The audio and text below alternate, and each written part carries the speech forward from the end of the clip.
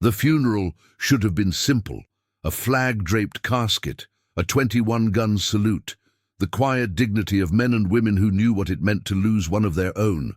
But when the military working dog began to howl, a sound so raw it silenced the honor guard mid-salute, everyone on that rain-soaked Virginia base knew something was wrong. The dog's name was Ranger, a Belgian Malinois with 3 deployments under his collar and a record so clean it could have been framed. His handler, Navy SEAL Petty Officer First Class Marcus Hale, had been declared killed in action 2 weeks earlier during a covert operation in the mountains of Afghanistan. The body had been recovered, identified, flown home with full military honors. But Ranger refused to believe it. He sat beside the casket throughout the ceremony, still as stone, eyes locked on the polished wood. Then, as the chaplain began the final prayer, Ranger lifted his head and howled. Not a bark, not a whine, a howl that came from somewhere deeper than training, deeper than instinct. It was the sound of a dog who knew his handler was still alive. What no one expected was what happened next. Ranger bolted from the funeral grounds, through the crowd of dress blues and tearful families, straight toward the tree line at the edge of the base. And behind him, 3 soldiers made a choice that would unravel a cover-up, expose a betrayal, and reveal that the hero they were burying was still breathing, buried alive in a grave no one was supposed to find. This is the story of loyalty beyond death, courage beyond orders, and a dog who refused to let his handler be left behind. Chapter 1. The Funeral That Went Silent. The rain came down in sheets, turning the parade ground into a mirror of grey sky and wet stone. The honor guard stood rigid, rifles at their sides, faces locked forward, families clustered under black umbrellas. Officers in dress uniforms lined the perimeter, and at the center of it all, a casket draped in the American flag.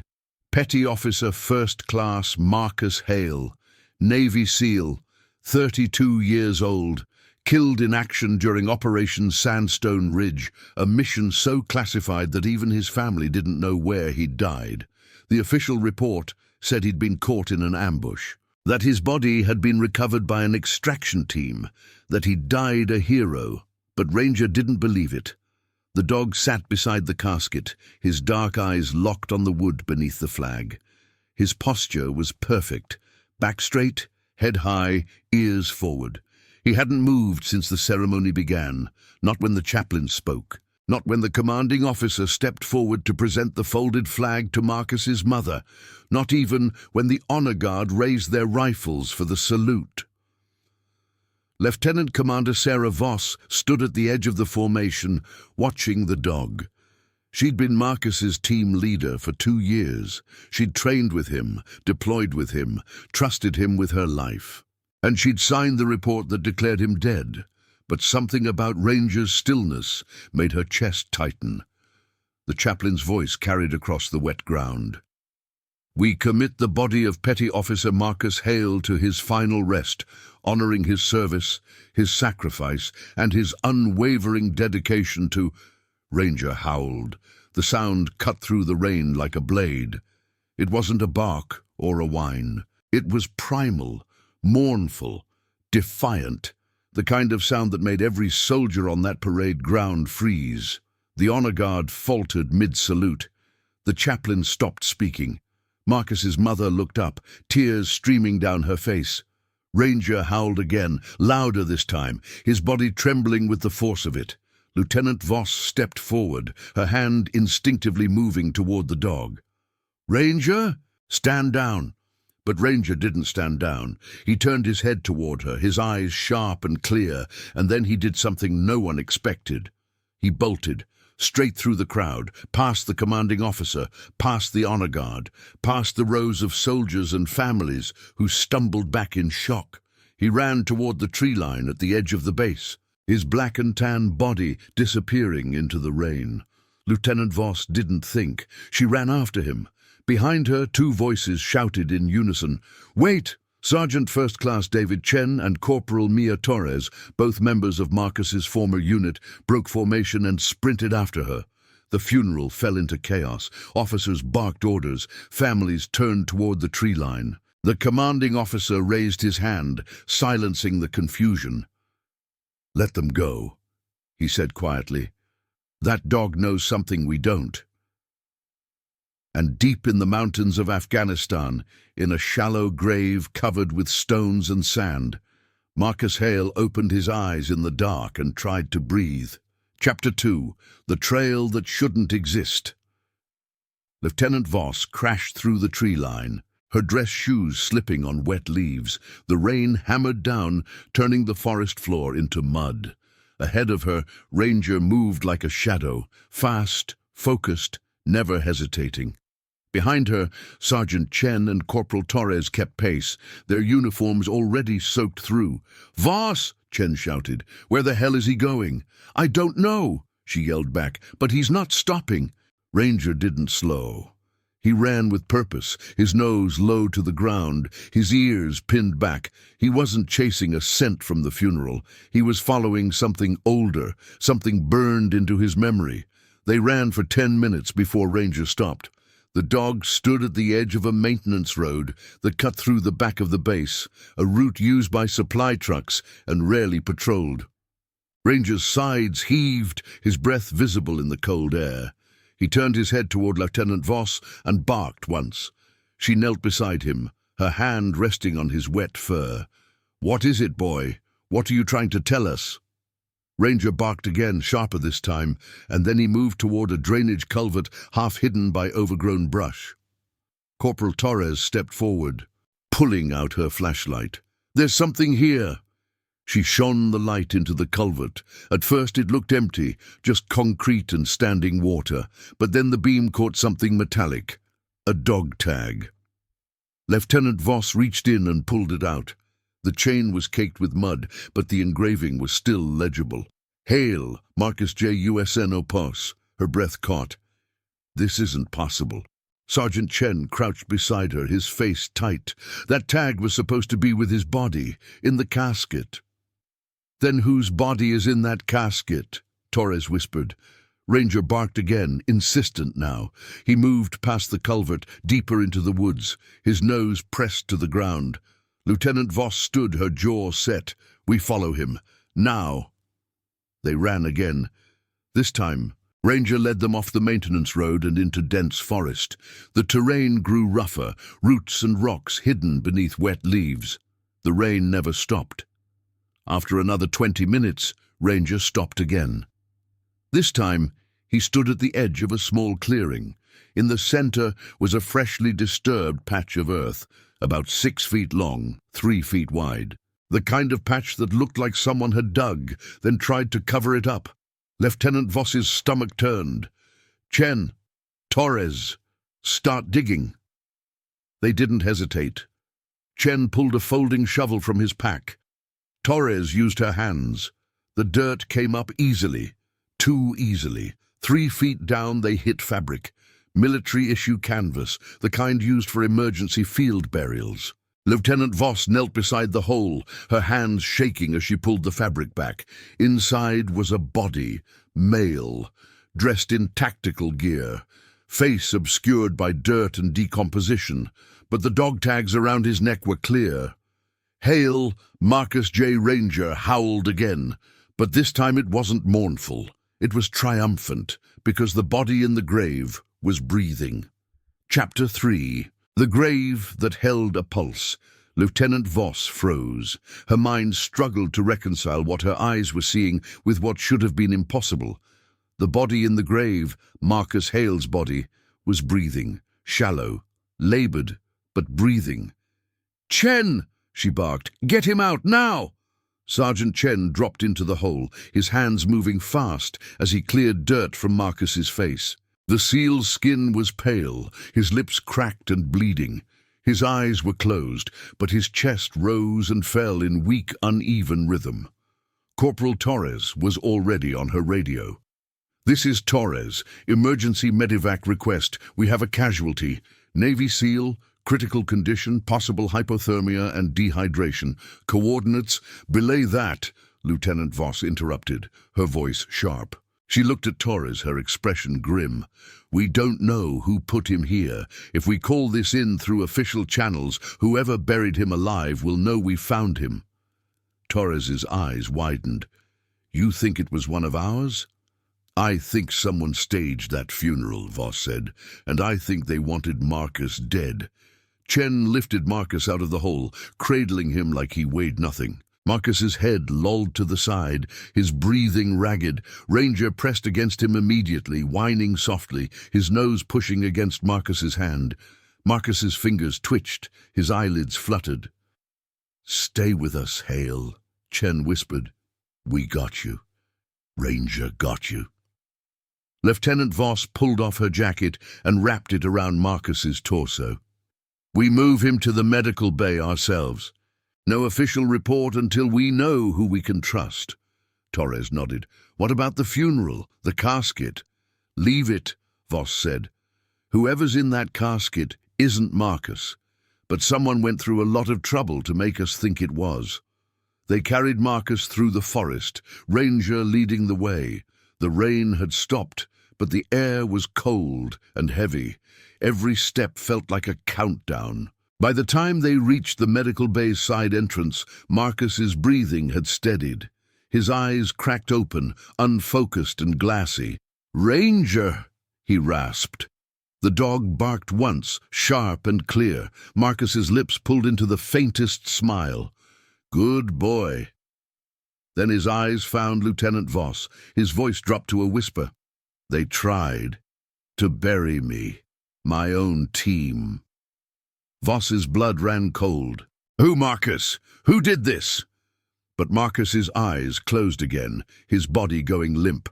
Chen checked his pulse. He's stable, but he's not going to last long without treatment. Lieutenant Voss stood, her jaw tight. She looked at Ranger, who sat beside Marcus with unwavering focus. You saved his life, she said quietly. Now we finish what you started. Comment where you're watching from. I want to know how far stories of courage and integrity can reach. Chapter 4. The body in the casket. The medical bay was empty except for the four of them. Lieutenant Voss, Sergeant Chen, Corporal Torres, and the man they'd just pulled from a grave. Marcus Hale lay on a treatment table, an IV line running into his arm, his vitals slowly stabilizing on the monitor beside him. Ranger refused to leave his side. The dog sat on the floor, his head resting on the edge of the table, his eyes never leaving Marcus's face. Lieutenant Voss paced the room, her mind racing. We need to know who's in that casket. Chen looked up from adjusting Marcus's IV. You want to exhume the body? During his own funeral? No, Voss said. I want to do it before they bury it.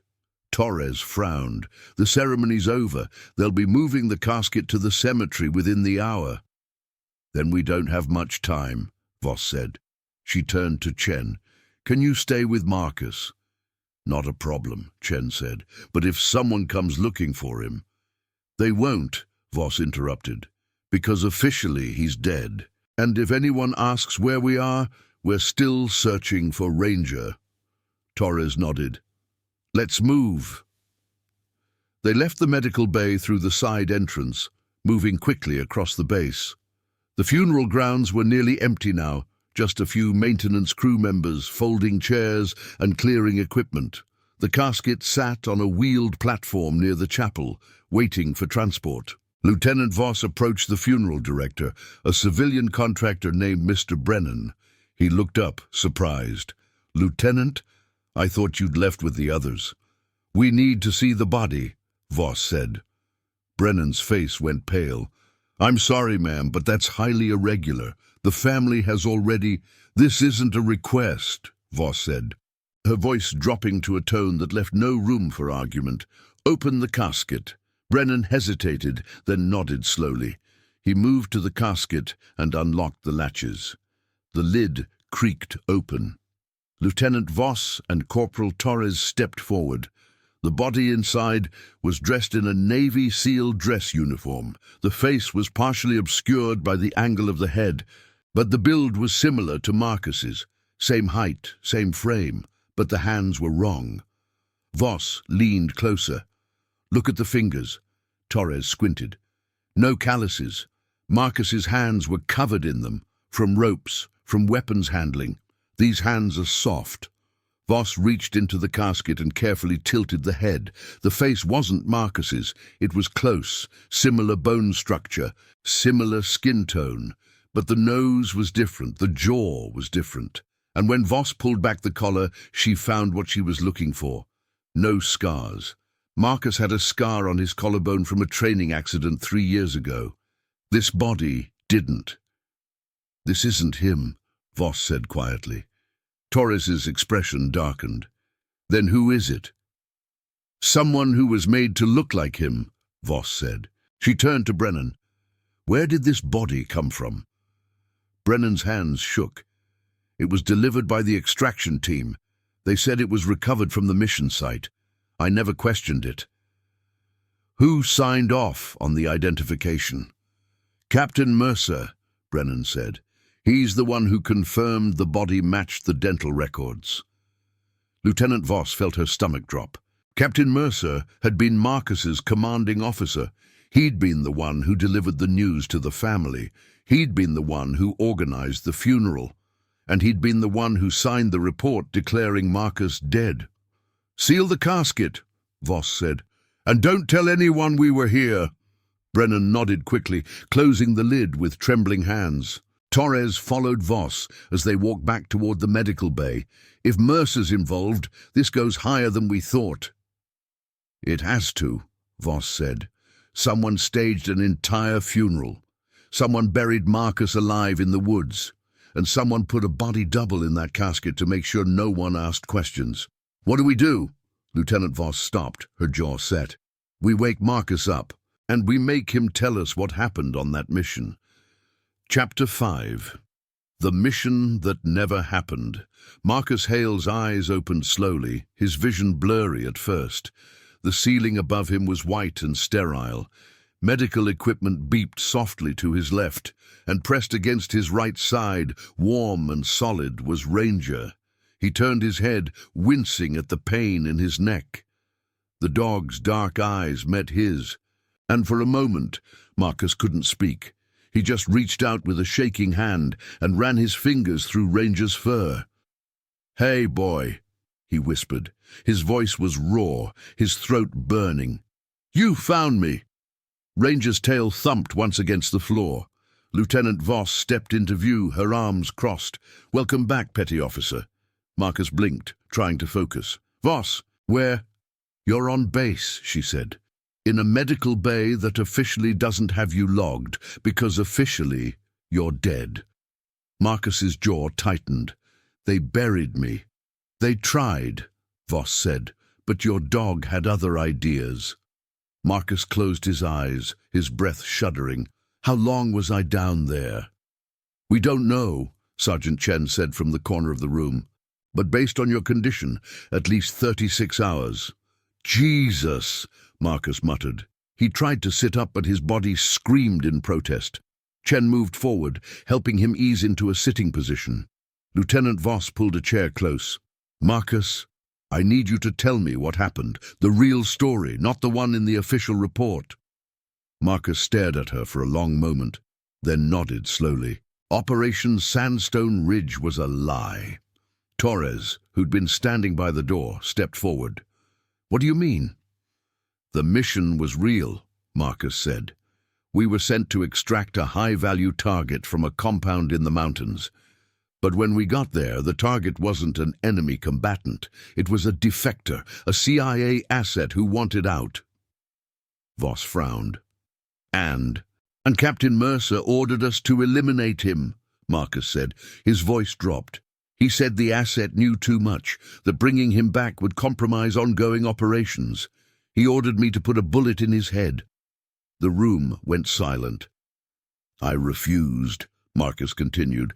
"I told Mercer I wouldn't execute an unarmed man. The rest of the team stood with me, so Mercer pulled rank.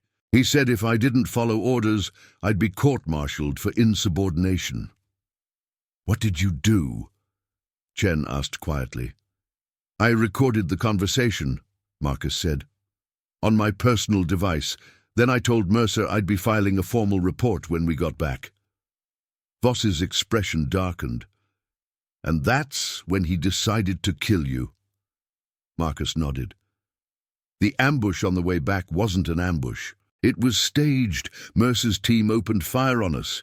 I took a round to the vest, went down hard. When I woke up, I was buried alive in the woods. They must have drugged me, transported me back, and dumped me where no one would find me. Except Ranger did, Torres said softly. Marcus looked at the dog, his eyes wet. Yeah, he did. Lieutenant Voss stood, her jaw set. Where's the recording? Encrypted backup, Marcus said. On a secure server, only I have the access codes. Then we get you to a terminal, Voss said, and we blow this wide open. Not yet, Marcus said. If Mercer knows I'm alive, he'll disappear. We need to catch him in the act. Voss nodded slowly. Then we set a trap, and we use the one thing he thinks is dead. She looked at Marcus. You. Chapter 6. The trap, with no margin for error. The plan was simple, dangerous, and entirely dependent on Marcus staying conscious long enough to pull it off. Lieutenant Voss laid it out in the medical bay, her voice steady. We leak information that you're alive. We make Mercer think you're being held in a secure location for debriefing. Then we wait for him to make a move. Marcus, still pale but sitting upright now, nodded. He'll come himself. He won't trust anyone else to finish the job. That's what we're counting on, Voss said. She looked at Sergeant Chen and Corporal Torres.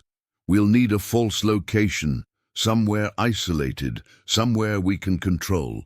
Chen pulled up a map on his tablet. There's an old ammunition bunker on the north side of the base. Decommissioned, no active patrol routes.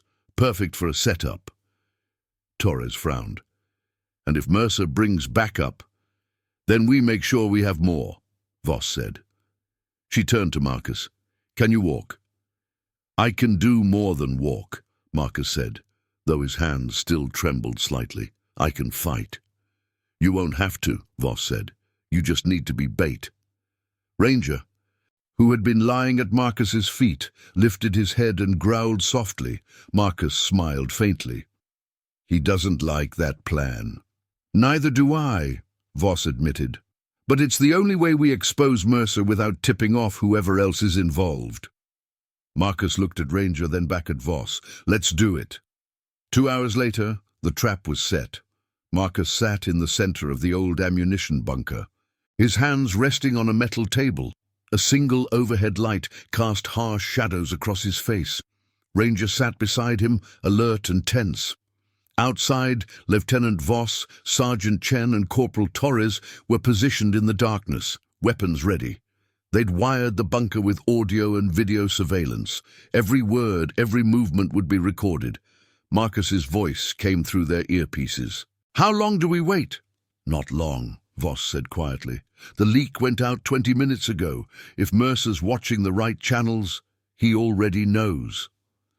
5 minutes later, footsteps echoed outside the bunker. Marcus straightened. Ranger's ears pinned back. The door opened. Captain Mercer stepped inside, his face calm and controlled. He wore civilian clothes, jeans, a dark jacket, no insignia. In his right hand was a suppressed sidearm. He stopped when he saw Marcus. You're harder to kill than I thought, Hale, Mercer said. His voice was cold, measured. Marcus didn't flinch. You should have made sure I was dead before you buried me. Mercer smiled faintly. Noted. He raised the weapon. Ranger snarled, his body coiling. Don't, Marcus said quietly. Not to Mercer, to Ranger. The dog held, trembling with restraint. Mercer's finger moved toward the trigger. You should have followed orders, Hale. This didn't have to happen. You mean murdering an unarmed man, Marcus said. Yeah, it did. That man was a liability, Mercer said. He had information that could have exposed your side deals, Marcus interrupted. The weapons, the money, the contacts you've been running through that CIA asset for the last 2 years. Mercer's expression hardened. You don't know what you're talking about. I have the recordings, Marcus said. Every conversation, every order, every lie you told command. Mercer's jaw tightened. Then I guess I'll have to destroy those too. He pulled the trigger. The shot never came. Lieutenant Voss stepped out of the shadows behind Mercer. Her sidearm pressed against the back of his head. Drop it! Now! Mercer froze. Sergeant Chen and Corporal Torres emerged from the other side, weapons trained on him. You're done, Mercer, Voss said. And every word you just said is on record. Mercer's hand trembled. Then, slowly, he lowered the weapon.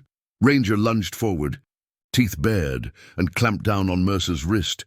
The captain cried out, dropping the gun as the dog dragged him to the ground. Marcus stood, his legs shaky but steady. He looked down at Mercer, his expression hard. You buried me alive, Marcus said quietly, and my dog brought me back. That's all anyone needs to know. If this story already has your respect, hit the like button. It helps the story of Marcus Hale reach those who still believe in honor. Chapter 7. The Trial That Shook the Chain of Command. The investigation moved fast once Captain Mercer was in custody. The recordings Marcus had encrypted were recovered within hours.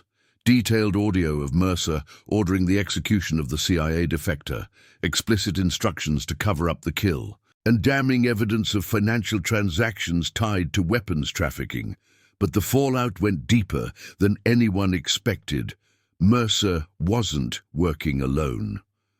Lieutenant Voss sat across from Marcus in the base's legal office 3 days after the arrest. Ranger lay at Marcus's feet, calm now but still watchful.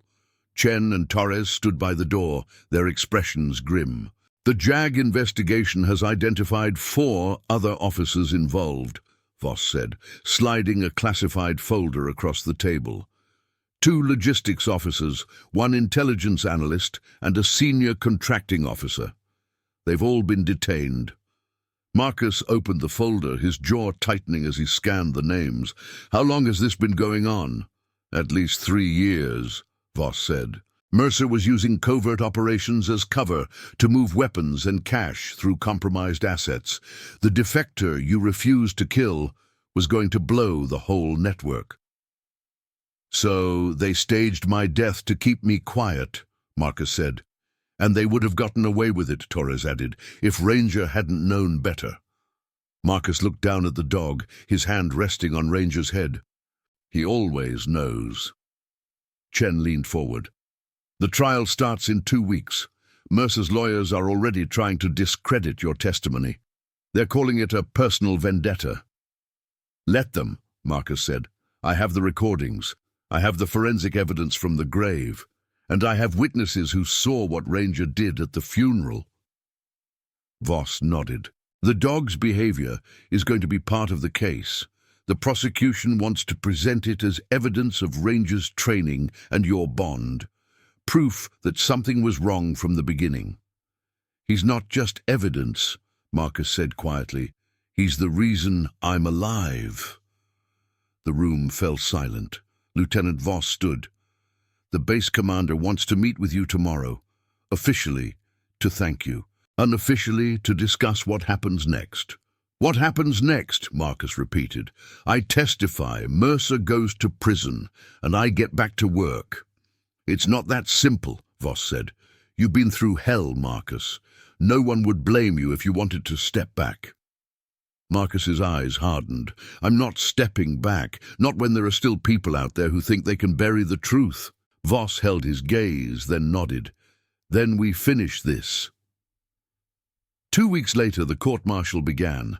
The courtroom was packed. Officers, legal teams, journalists cleared for access. Captain Mercer sat at the defense table, his expression blank. His lawyers were sharp, professional, and relentless, but Marcus Hale was ready. He took the stand in his dress uniform, Ranger sitting at attention beside him. The military judge had granted a rare exception, allowing the dog to remain with Marcus throughout his testimony. The prosecutor, a sharp-eyed lieutenant commander named Reyes, stood. "Petty Officer Hale, can you describe what happened during Operation Sandstone Ridge?" Marcus's voice was steady. "We were sent to extract a CIA asset who wanted to defect.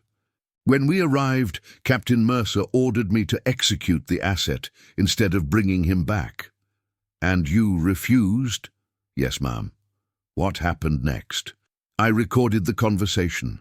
I told Captain Mercer I would be filing a formal report.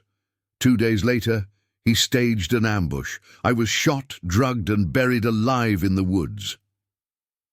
The courtroom erupted in murmurs. The judge banged his gavel. Mercer's lead attorney stood. "Objection.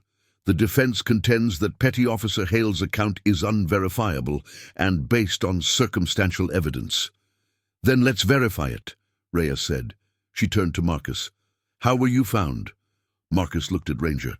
"My dog found me." "Your dog," the defense attorney said, his tone skeptical. "Are we to believe that a dog led soldiers to a grave no one knew existed?" "Yes," Marcus said simply. Reyes stepped forward. "The prosecution would like to present video evidence from the funeral." The screen at the front of the courtroom flickered to life. The footage showed the moment Ranger howled and bolted from the ceremony, followed by Lieutenant Voss, Sergeant Chen, and Corporal Torres. It showed them running through the woods, it showed them finding the dog tag in the culvert, and it showed them uncovering Marcus's body, breathing, barely alive. The courtroom went silent. "Your Honor," Reyes said, "the defense can question the testimony, but they cannot question what this dog knew." The judge looked at Ranger, who sat perfectly still, his eyes on Marcus. "Objection overruled," the judge said quietly. "Proceed." Chapter 8. The Verdict That Restored Honor. The trial lasted 6 days. The prosecution presented recordings, forensic evidence, financial records, and testimony from the other officers involved. The defense tried to discredit Marcus, tried to paint him as unstable, tried to argue that Ranger's behavior was coincidence. But the jury didn't buy it. On the 7th day, the verdict came down. Captain Mercer was found guilty on all counts: conspiracy to commit murder, obstruction of justice, weapons trafficking, and conduct unbecoming an officer. The other 4 officers were convicted as well. The judge sentenced Mercer to 25 years in military prison, dishonorable discharge, and forfeiture of all rank and benefits. Marcus sat in the courtroom as the sentence was read, Ranger at his side. He didn't smile, he didn't react. He just exhaled slowly, like a weight he'd been carrying for weeks had finally lifted. Lieutenant Voss sat beside him. She leaned over and whispered, "You did it." "We did it," Marcus corrected. Outside the courtroom, a small crowd had gathered. SEALs, handlers, officers who'd worked with Marcus over the years. They stood in silence as he walked out, Ranger at his heel. Then, one by one, they saluted. Marcus stopped. He straightened his shoulders and returned the salute, his hand sharp and steady.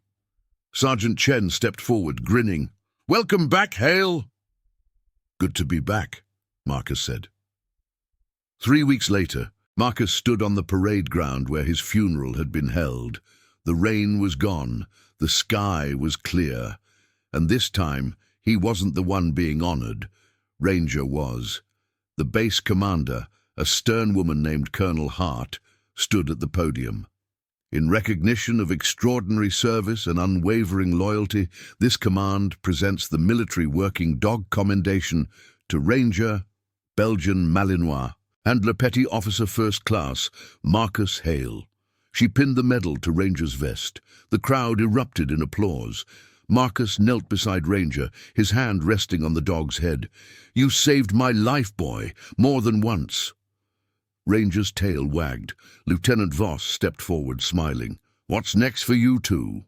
Marcus stood, his jaw set. "We get back to work. There are still people out there who need help, and Ranger and I aren't done yet." Voss nodded. "Good. Because I need a team leader for a new unit, one that focuses on integrity investigations. Interested?" Marcus looked at Ranger. The dog barked once. "I'll take that as a yes," Marcus said. Chapter 9. The Legacy That Won't Be Buried. 6 months after the trial, Marcus Hale stood in front of a new generation of SEALs. They sat in rows, fresh-faced and eager, listening as he spoke. "You're going to be given orders," Marcus said. "Some of them will be clear, some of them will be hard, and some of them will be wrong." The room was silent. "Your job isn't just to follow orders," he continued. "Your job is to know the difference between duty and morality. And when those two things conflict, you have to be strong enough to choose the right path, even if it costs you everything." Ranger sat beside him, calm and steady. One of the recruits raised a hand. "Petty officer, how do you know when to disobey an order?" Marcus looked at him for a long moment. "You'll know, because your conscience will tell you, and if you're lucky, you'll have someone, or something, that refuses to let you be buried alive." He looked at Ranger. "This dog saved my life. Not because I trained him to, but because he knew I was still worth saving." The recruit sat straighter. "You're going to face hard choices," Marcus said. "But if you remember that honor isn't about rank or medals, it's about doing what's right even when no one's watching, you'll be fine." He stepped back. "Dismissed." The recruit stood and saluted. Marcus returned it, then turned and walked out, Ranger at his heel. Later that evening, Marcus sat on the steps of his barracks, watching the sun set over the base. Ranger lay beside him, his head resting on Marcus's knee. Lieutenant Voss walked over and sat down. "You did good today." "Thanks," Marcus said. "You know they're calling you a hero, right?" Marcus shook his head. "I'm not a hero. I just didn't let them bury the truth." "That's exactly what makes you one," Voss said. Marcus smiled faintly. He looked at Ranger. "He's the hero. I'm just the guy he refused to give up on." Ranger's tail thumped softly. Voss stood. "For what it's worth, I'm glad he didn't." "Me too," Marcus said. He sat there as the sun dipped below the horizon, Ranger's warmth solid and steady beside him. And for the first time in months, Marcus Hale felt like he could breathe.